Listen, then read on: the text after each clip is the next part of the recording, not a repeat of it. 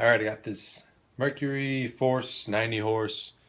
Bought it for $100. Hasn't ran in a long time. Making a funny noise when I spin it over. I don't think anything's seized on it, but I did find some ugly spark plugs. This rusty one was the bottom cylinder. Middle cylinder. Top cylinder looked alright, but that bottom one makes me nervous. What I don't understand is the sound this makes when it's spinning around. I don't know if this is a good sound or a bad sound. Maybe you guys can let me know.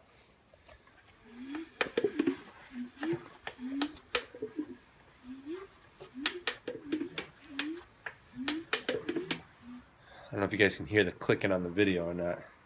Try to get it closer.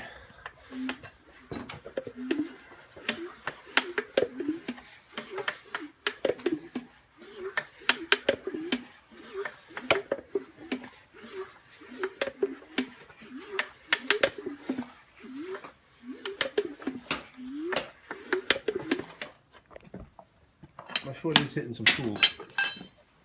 Trying not to get that sound. Nope.